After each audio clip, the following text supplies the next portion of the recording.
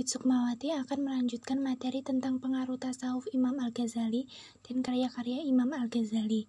Al-Ghazali memiliki pengetahuan yang luas dan dalam. Dia menguasai berbagai pengetahuan pada masanya dan dia mampu mengungkapkannya secara menarik seperti yang tercermin dalam karya-karyanya.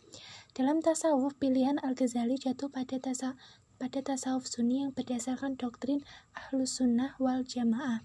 Dari paham tasawufnya itu, dia menjauhkan semua kecenderungan gnostis yang mempengaruhi para filosof Islam, sekte Islamiyah dan aliran Syiah, Ikhwanus Shafah, dan lain-lainnya. Ia juga menjauhkan tasawufnya dari teori-teori ketuhanan menurut Aristoteles, antara lain dari teori emanasi dan penyatuan, sehingga dapat dikatakan bahwa tasawuf Al-Ghazali benar-benar bercorak Islam. Menurut analisa Duncan B. McDonald, seperti dikutip oleh Amin Syukur dan Masyarudin, bahwa luas dan kuatnya pengaruh tasawuf Al-Ghazali di dunia Islam disebabkan karena beberapa hal. Pertama, Al-Ghazali dapat membawa orang Islam kembali dari kegiatan-kegiatan skolastik mengenai dogma-dogma teologisnya kepada pengkajian, penafsiran dan penghayatan kalam Allah dan sunnah Nabi. Kedua, dalam nasihat-nasihat dan pengajaran moralnya, ia memperkenalkan lagi elemen-elemen al-khawf, terutama pada api neraka. Ketiga, karena ketakutan dan pengaruhnya lah, tasawuf memperoleh kedudukan kuat dan terhormat, serta terjamin dalam Islam.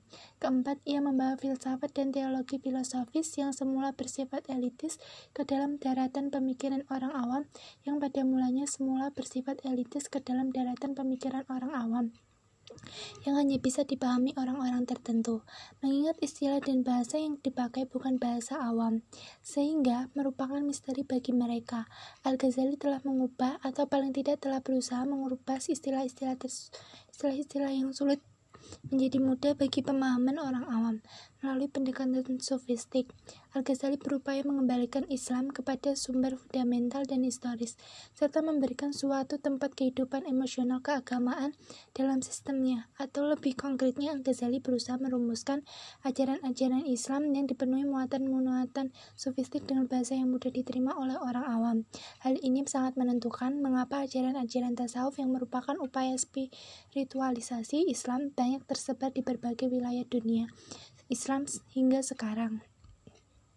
Salah seorang tokoh cendekiawan muslim yang berhasil mengkompromikan dan mengintegrasikan antara tasawuf dengan syariat menjadi konstruksi yang sangat memuaskan kalangan syar'i dan kalangan sufi adalah Imam Al-Ghazali.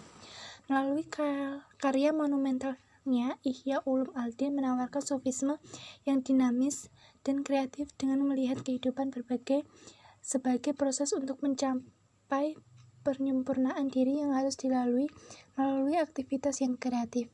Kitab Ihya Ulumuddin mendapat sambutan antusias dari kalangan Islam karena Al-Ghazali mengelaborasi tasawuf dan Al-Quran dan Sunnah, sehingga Mir Waliuddin menulis disertasinya The Quranic Sufism.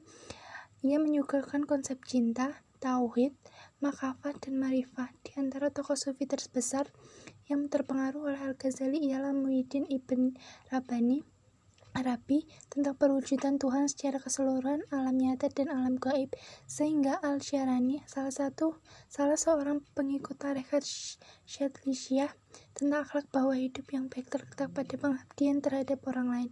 Di samping itu, karya-karya Al-Ghazali juga mempengaruhi penulis Kristen terbesar pada abad pertengahan, yaitu St. Thomas Aquinas tentang konsep beatific vision. Penulis generasi Kristen selanjutnya yang dapat dijumpai adanya dampak Al-Ghazali adalah mistikus Prancis Pascal tentang intuisi, yaitu hanya hati yang sadar akan Tuhan dan dapat memperoleh pengalaman langsung tentang Tuhan, bukan pikiran. Selanjutnya yaitu tentang karya-karya Imam Al-Ghazali.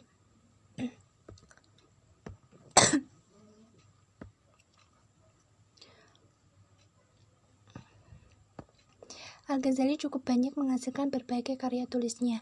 Hasan Ibrahim Hasan menyebutkan 228 jumlah karya tulisnya, mencakup tentang agama, filsafat, tasawuf, dan sejarah.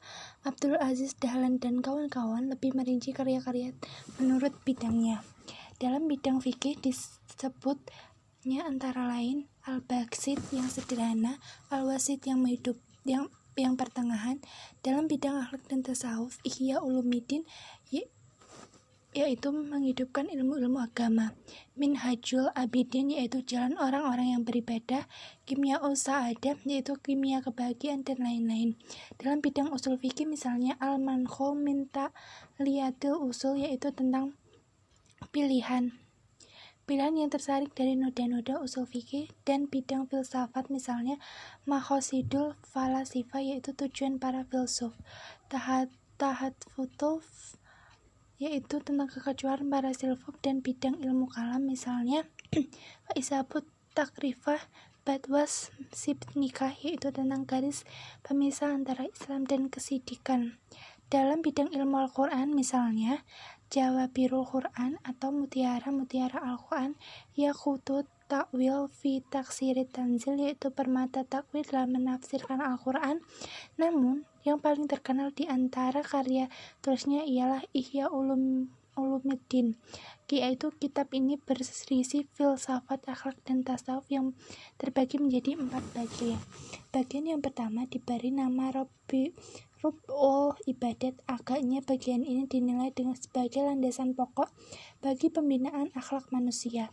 Sesuai dengan judul, maka bagian ini mencakup 10 kitab, yaitu Kitabul Ilmi, Kitab Qawaidul Aqaid, Kitab Asrarut Tabharah, Kitab Asrarus Salah, Kitab Asrar Az-Zakah, Kitab Asrarus Syam, Kitab Asrarul Hajj, Kitab Abad Tilawatil Quran, Kitabul Askar wa Da'awat, Kitab Tartibul Aurat fil Akhwat. Sebagaimana nampak pada kitab 3-7, Al-Ghazali dalam pembahasannya lebih menekankan segi hikmah atau rahasia setiap kegiatan ibadah.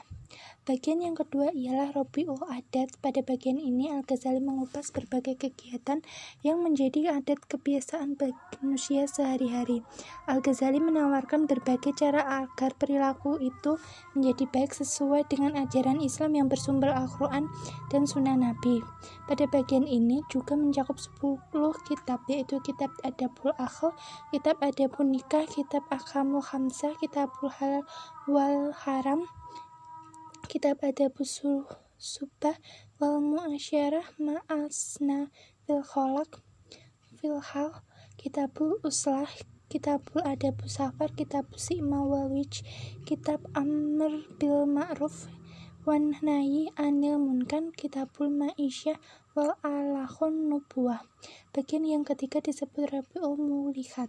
Sebagaimana judulnya, maka dalam kitab ini dibahas hal-hal yang dinilai oleh Al-Ghazali sebagai merusak akhlak dan budi pekerti manusia, khususnya pada kitab ketiga dan seterusnya.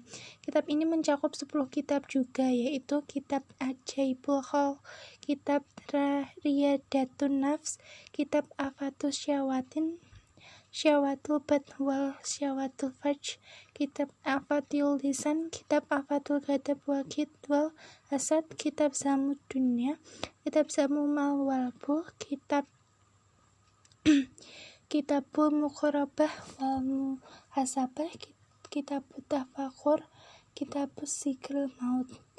Dari uraian di atas jelaslah bahwa rub yang terakhir yang berisi ajaran tasawuf Al-Ghazali, corak tasawuf Al-Ghazali tetap berisi ajaran tasawuf Al-Ghazali. Corak tasawuf Al-Ghazali tetap melalui jalan syariat dengan cara mendalam dan khusyuk, tetapi tidak sampai pada wihdatul wujud.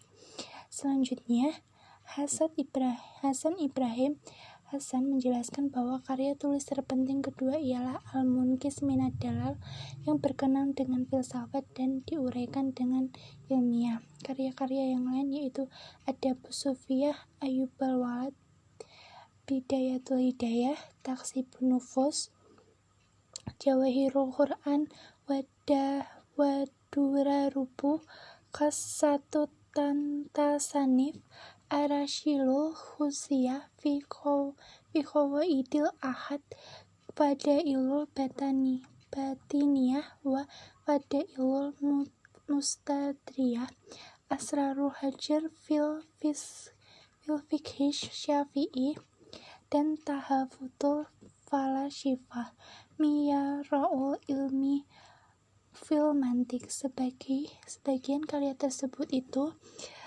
telah dikupas dan diterjemahkan dalam bahasa Eropa, dan bahasa-bahasa lainnya seperti bahasa Arab, bahasa Indonesia, bahasa Inggris, dan lain sebagainya.